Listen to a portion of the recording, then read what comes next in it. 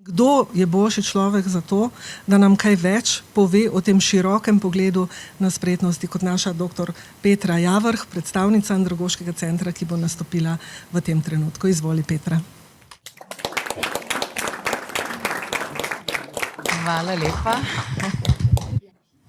Hvala lepa za tako prijazno napoved. Moja naloga pa bo zdaj, da mogoče vse te besede, ki so bile rečene, postavim v nek kontekst. Se bom potrudila, boste pa na koncu povedali, če je bilo to uspešno oziroma ne. Samo moment, da se prižge predstavitev.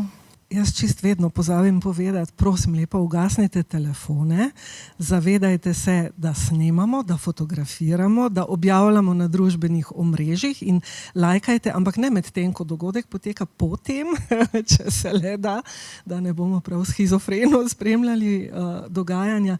Tako da ja, te tehnične zadeve urejamo po najboljših močeh in v tem trenutku pohvalim svoja sodelavca Darjana, ki snema, ki ga itak vsi poznate, in še Francija, ki ga tudi vsi poznate in je ta hip malce vznemirjen, ampak vse bo v redu.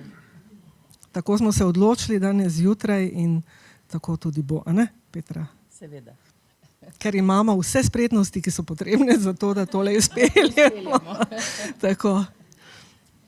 Sicer pa malo dvignite roke še drugi ekonomisti tukaj v dvorani, da vidim malo, jaz sem tako navdušena nad dejstvom, da smo ekonomisti tukaj.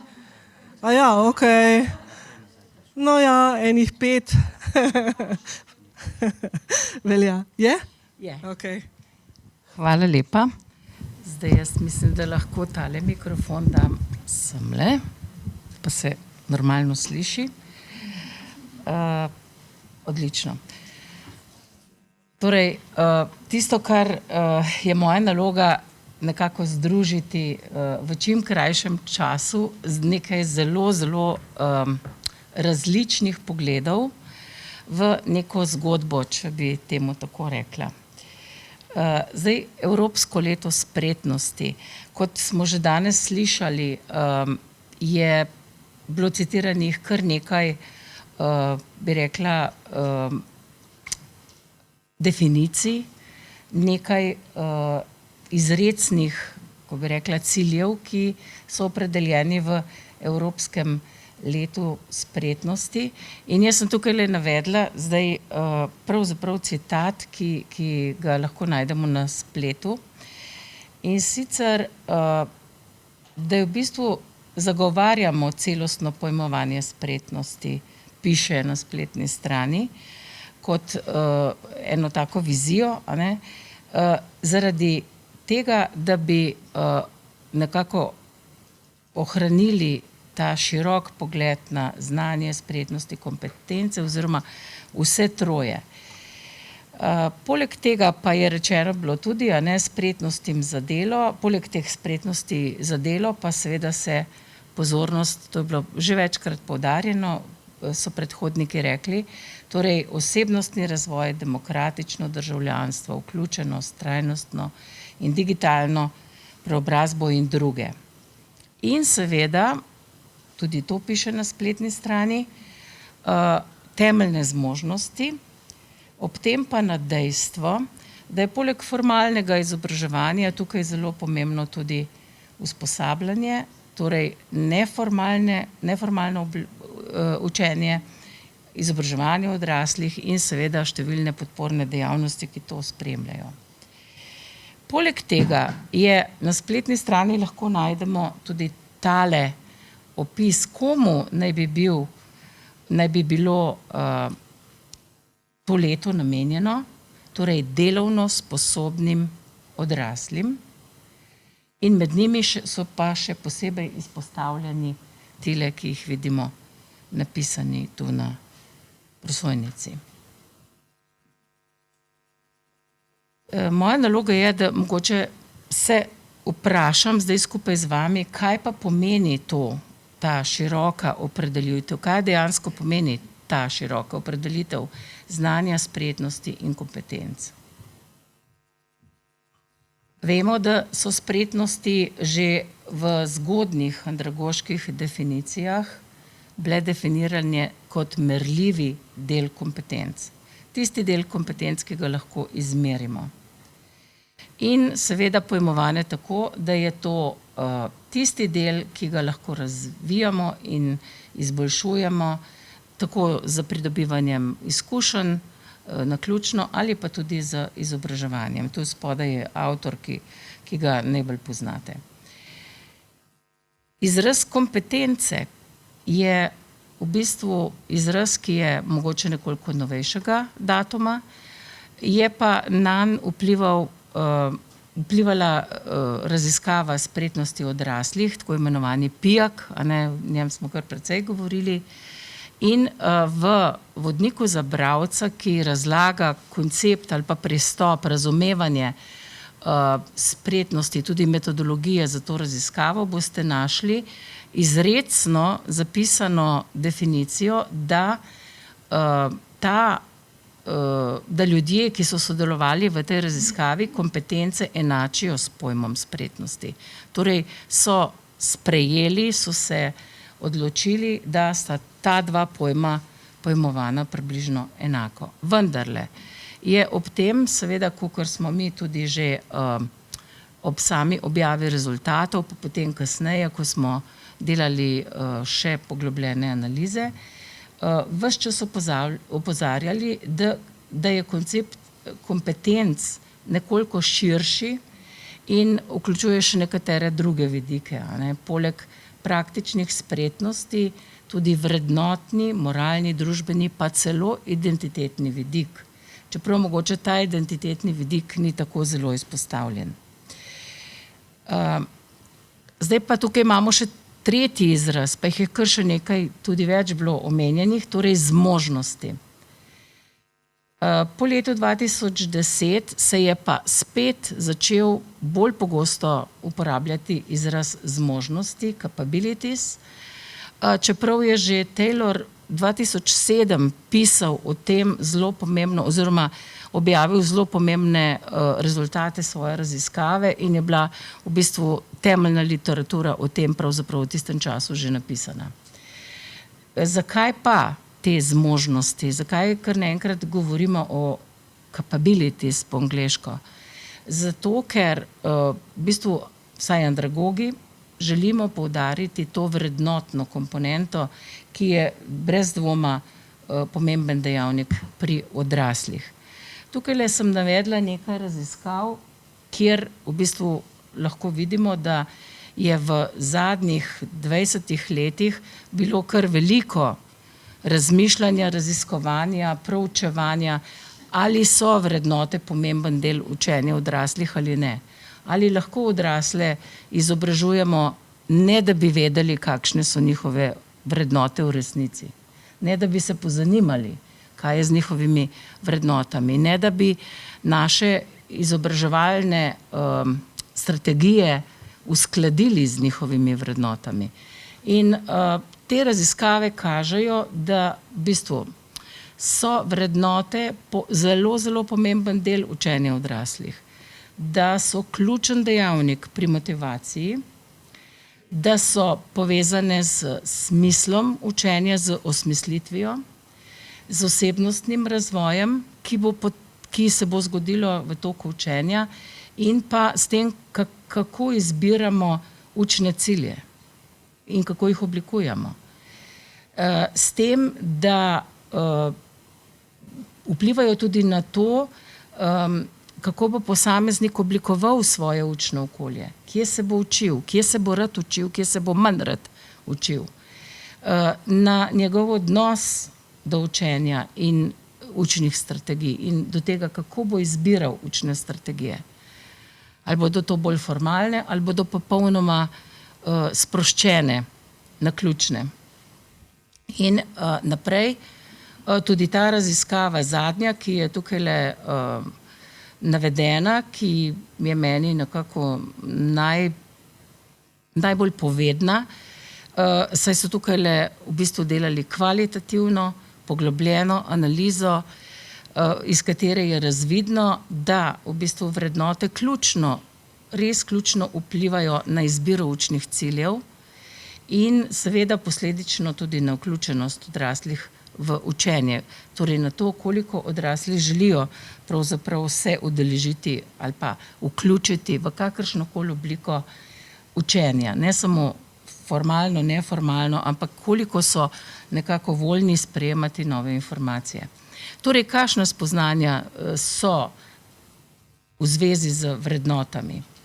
Torej, vplivajo na motivacijo, na izbiro učnih ciljev, na angažiranost posameznika in na njegovo usmislitev tega, kar se uči, in pa seveda drastično, če smem tako reči, oblikujejo posameznikovo učno izkušnjo.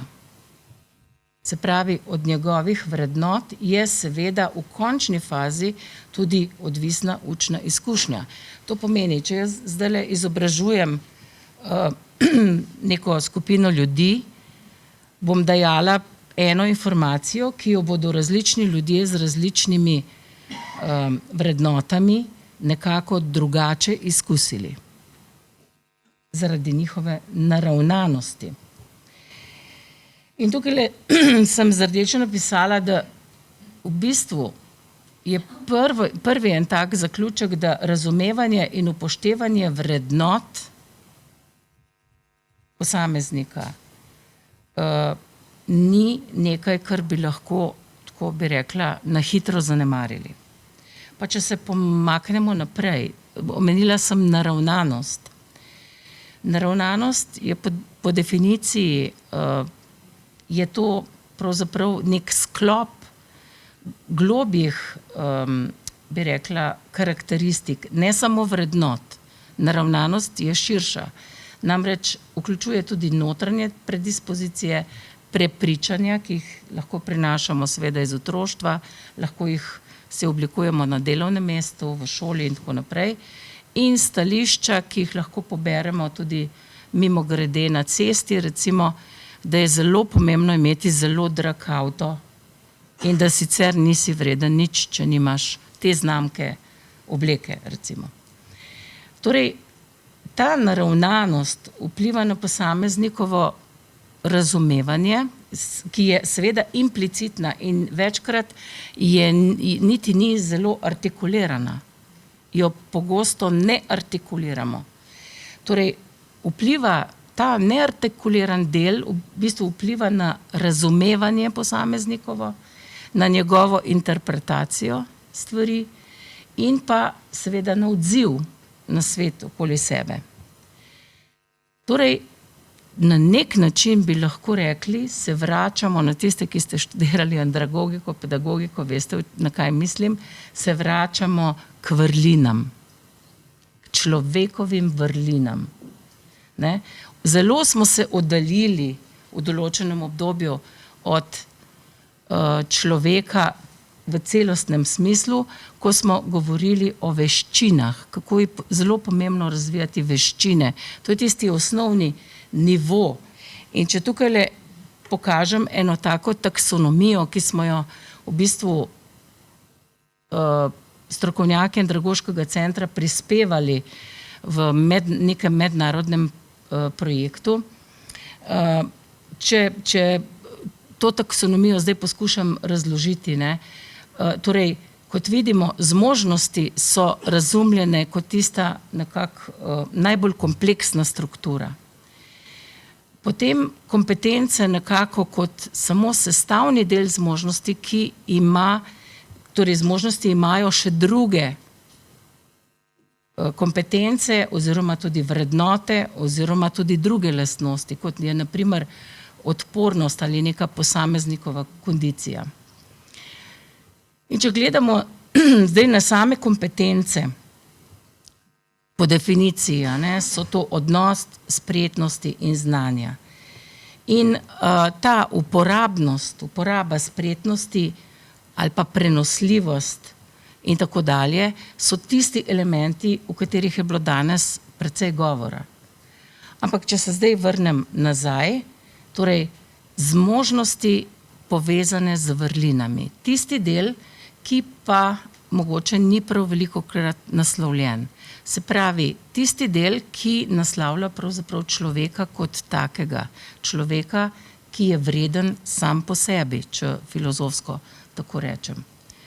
In če gremo naprej, kaj smo se v bistvu na Andragoškem centru, kjer proučujemo in spremljamo nove koncepte, naučili o vsem tem, kar je bilo zdaj rečeno.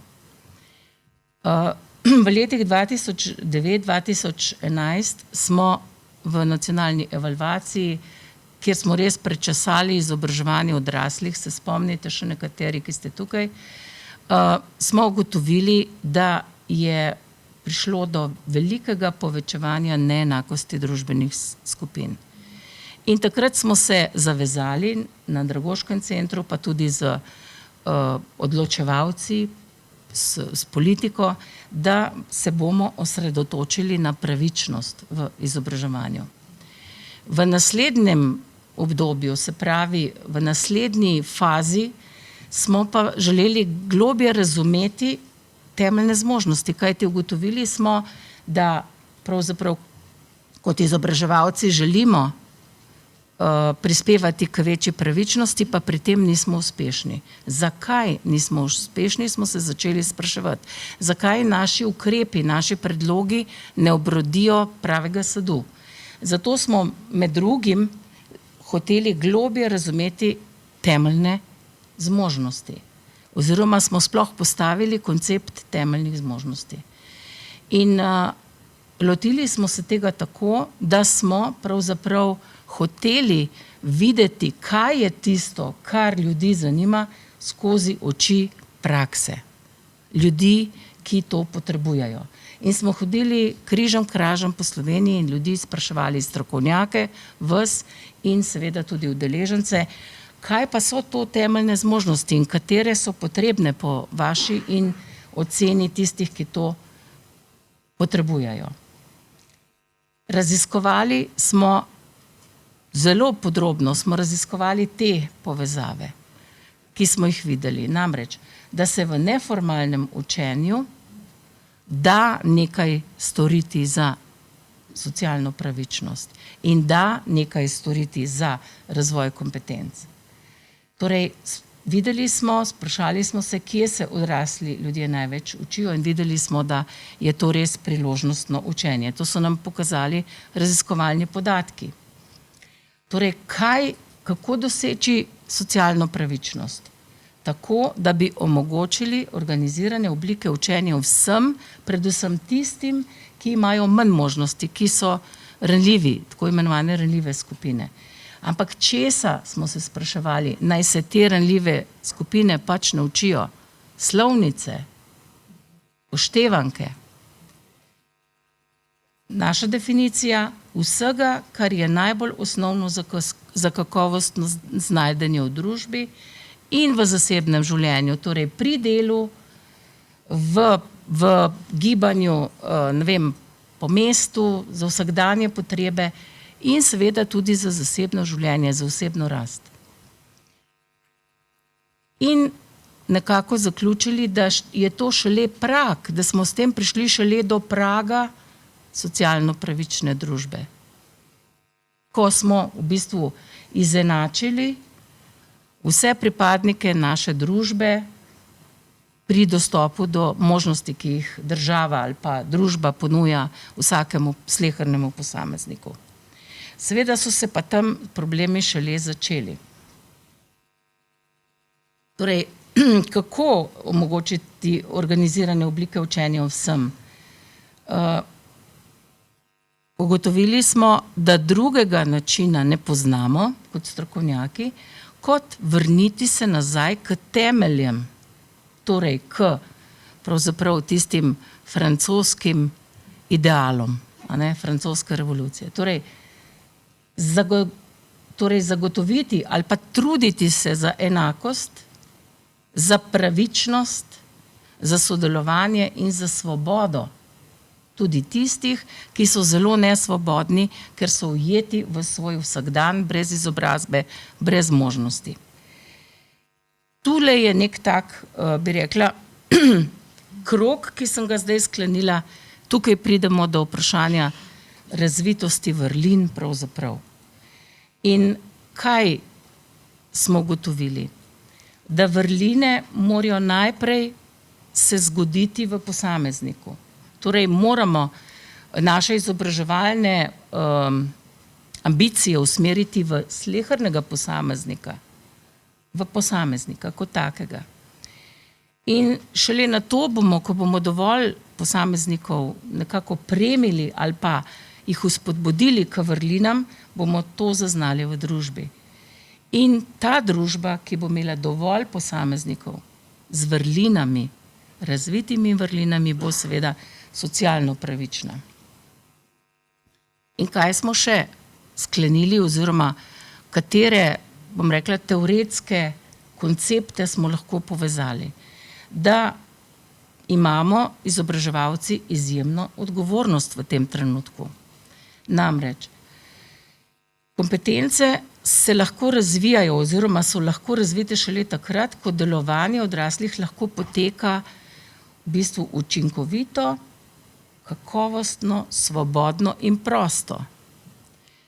Težko bomo rekli, da delovanje ranljivih skupin poteka učinkovito, kakovostno, svobodno in prosto.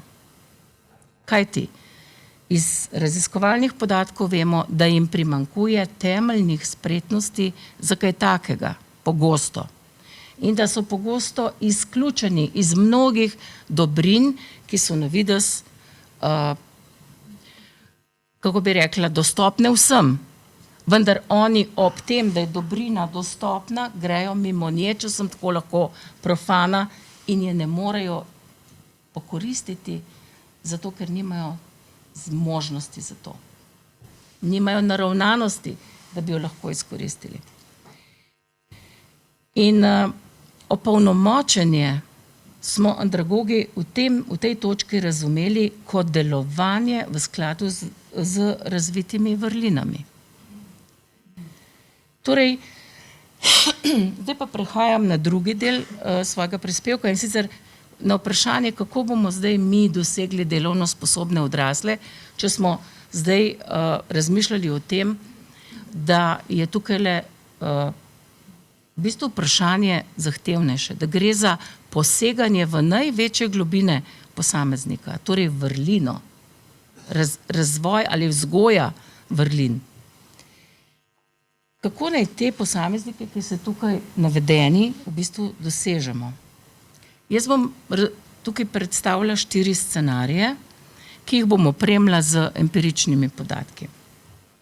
Ena od možnosti, legitimnih možnosti, je, da se odločimo kot skupnost, da bomo razvijali veščino za točno določene operacije. Recimo, da bomo prenehali z velikimi ideali in se bomo usmerili v zelo konkretna, kako bi rekla, v konkretna izobraževanja, kratka, hitra, učinkovita, kjer lahko pričakujemo večjo storilnost, kjer lahko pričakujemo veliko hitrost prilagajanja trenutni potrebi. Se pravi, bomo hitro lahko odgovorili na potrebe torej po znanjih za neka dela in tako dalje. Seveda, kje je tukaj problem? Ljudje s tem, ko smo jih opremili s točno določenimi znanji in nismo razvijali splošnih kompetenc oziroma spretnosti, postajajo ranljivejši. To je dokazala raziskava PIAAC, ki je na v bistvu več kot milijardi ljudi iz razvitega sveta opravlja analizo, iz katere se je zelo jasno pokazalo, da tisti, ki ne razvija sebe celostno, v bistvu postaja odvečni člen družbe, kajti potrebe po spretnostih ali pa po veščinah se izredno hitro spreminjajo. Se pravi, tak posameznik bo seveda bolj izpostavljen tudi tveganju, da bo izključen iz tehnološko zahtevnejših okolij, kajti nima nekih mehkih veščin, s katerim bi se prilagodil mogoče neki drugi veščini, ampak bo postal utrujen od stalnega bega od ene veščine do druge veščine. In kar je pokazala raziskava PIAAC, da je tukaj tisto gojišče, zakaj raste v določenem segmentu družbe. In to je v tistem segmentu družbe, ki bi najbolj potreboval razvoj spretnosti, nezaupanje posameznikov v družbo, politiko ali pa skupnost nasploh. In da v bistvu so ti ljudje zelo podvrženi temu, da v bistvu delajo za svoje preživetje, več služb naenkrat, kar seveda vpliva na njihovo zdravje, socialne, ekonomske probleme in tako naprej.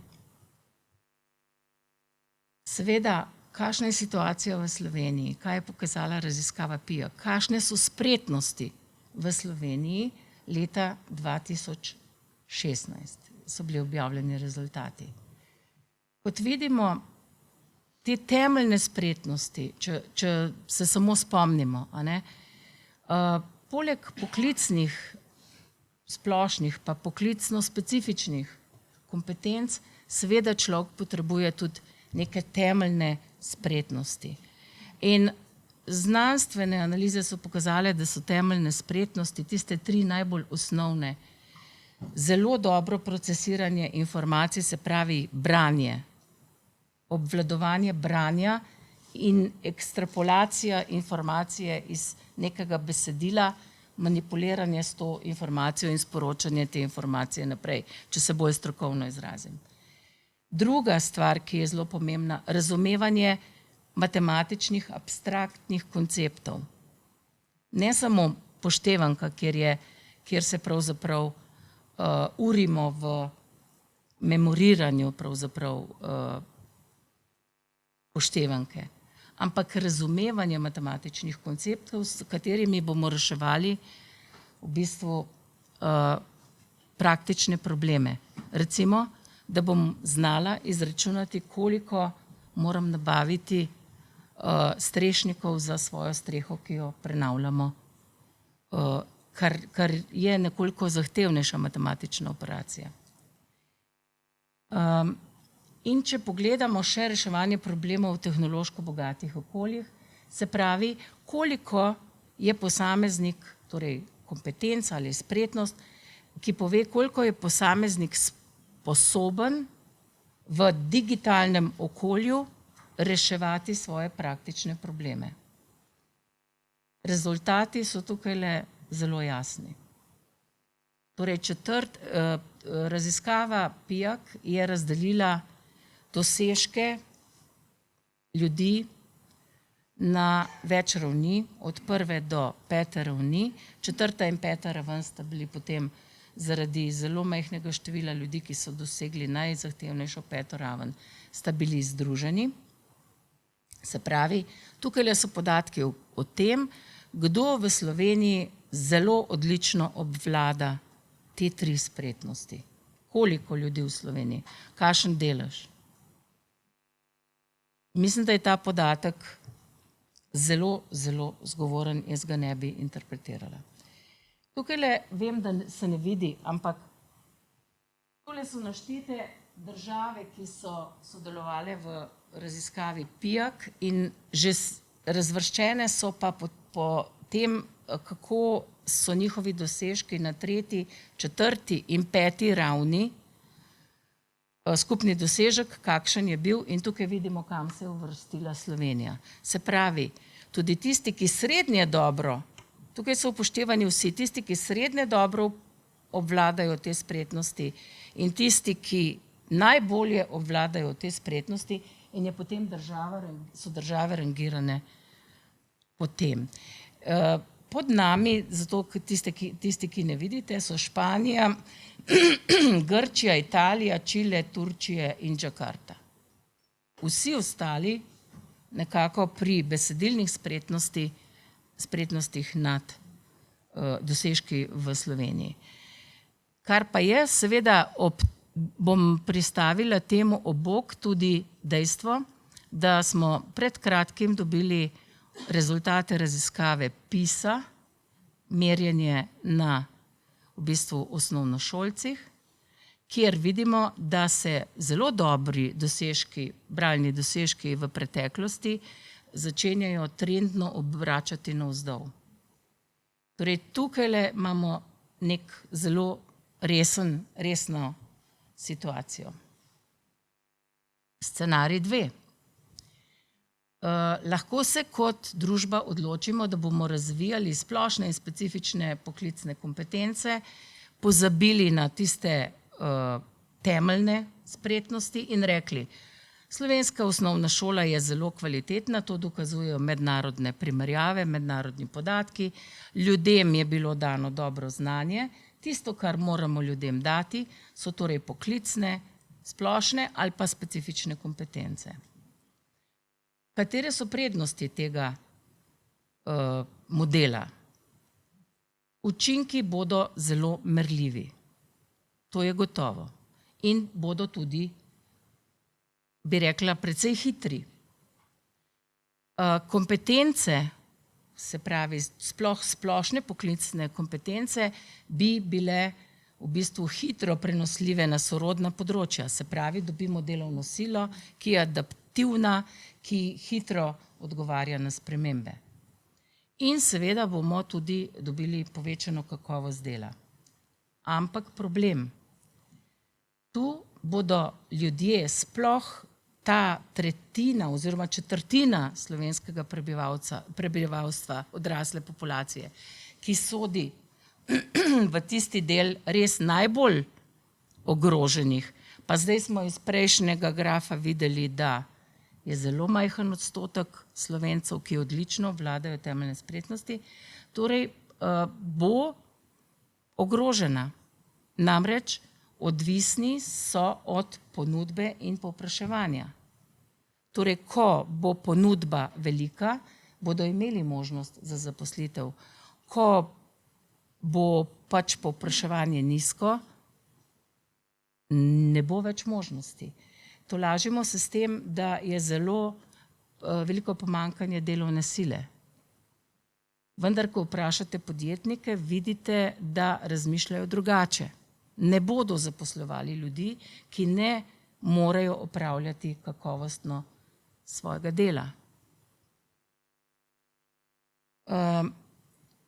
Naslednji problem, ki je tukajle nastane, je, ko razvijamo zgolj poklicne kompetence, je nekako razosebljanje ljudi. Namreč oseba je nekako v službi kapitala in ne obratno, kapital v službi osebe. Kaj ti ljudje opravljajo delo za preživetje, kakršnokoli delo za preživetje. S tem je načeta kakovost odnosov. In tisto, kar je najbolj ključno, človekova potreba po ustvarjalnosti je spregledana. Ja, sem zaznala. Torej, podatki, kaj nam govorijo podatki? Spet Piakovi podatki. Vidimo, da v bistvu, če primerjamo, tukaj ta graf prikazuje razmerje ali pa razliko v povprečni uporabi branja pri delu, pisanja pri delu, matematike, IKT, reševanje problemov pri delu, pri tistih, ki imajo najboljše dosežke in pri tistih, ki imajo najnižje dosežke. Vidimo, da so te razlike pravzaprav ogromne. In tam, kjer sem dala puščice, zdaj pa razlike so ogromne, tako v Evropski uniji, to je modri stolpi, kot v Sloveniji. Ampak v bistvu sem dala puščice tja, kjer vidimo, da so te razlike manjše, kjer je situacija v Sloveniji dokaj okej, bi lahko rekli.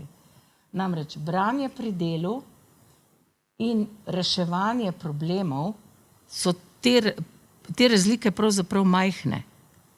Kot vidimo, pa pisanje pri delu, matematika in IKT vidimo, da je razlika med podatki v Sloveniji v primerjavi z EU večja. Ampak, če samo pogledamo na splošno, da se ne spuščamo v podrobnosti, vidimo nekaj. Da pravzaprav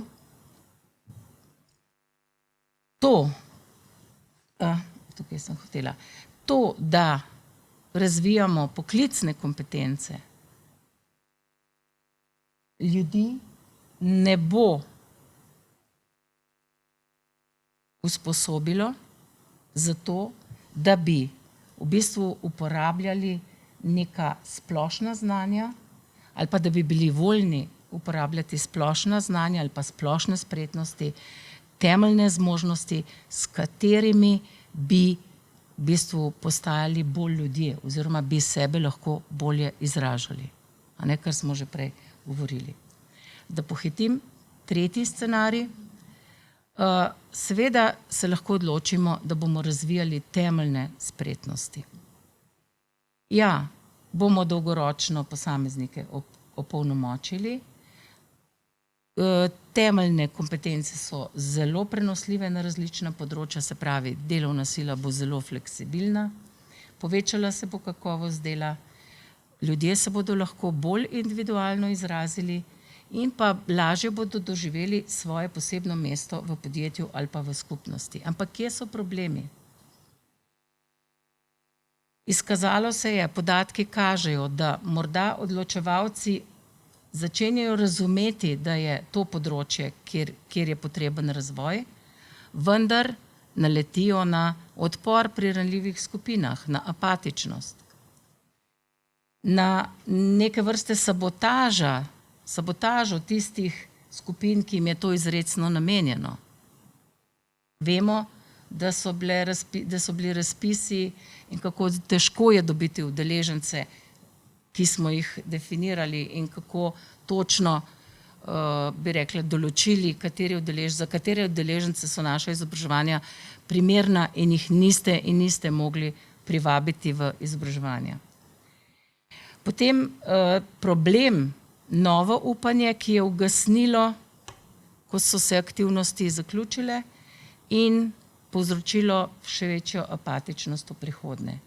In seveda veliki stroški izobraževalnih programov, ki niso le poučevalni, ampak tudi vzgojni. In za zaključek bom rekla, bom preskočila,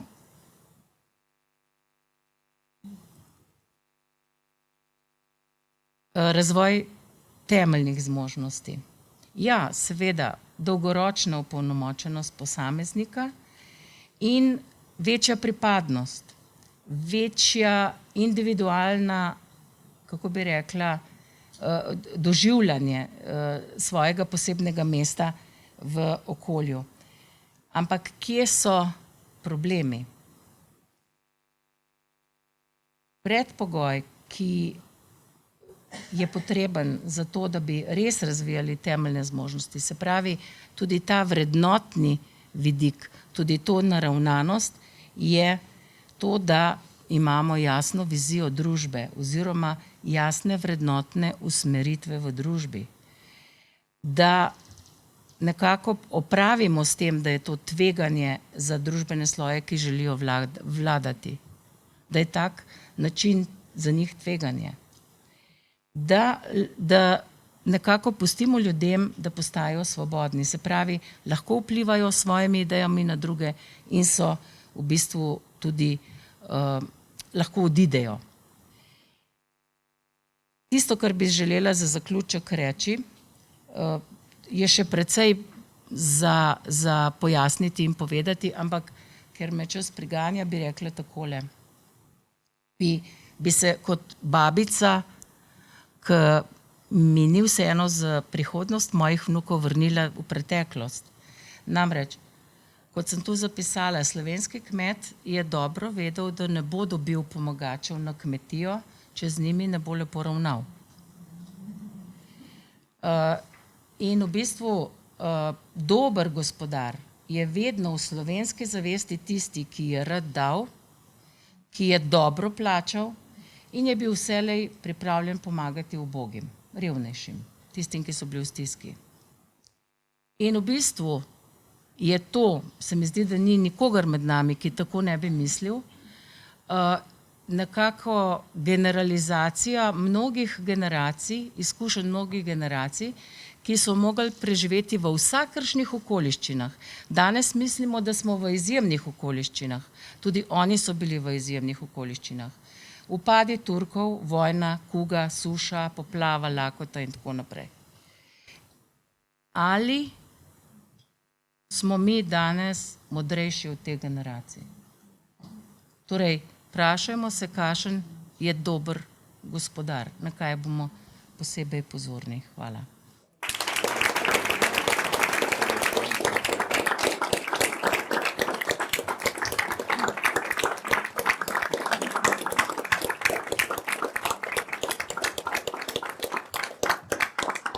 Hvala lepa, draga Petra. Saj veš, jaz bi te poslušala še in še, če ne bi bila obenem še varuh časa. Ampak hvala ti za to, da smo si vzeli dobre pol ure in se ustavili. In tako kot je gospod Igor prej povedal, ne samo količina, ampak tudi kakovostna delovna sila, več, še več kot to. In vse to si nam ti razodela in hkrati zasidrala ta dogodek v andragoške vode. Saj bomo potem še plavali po drugih, ampak hvala ti za to odskočno desko.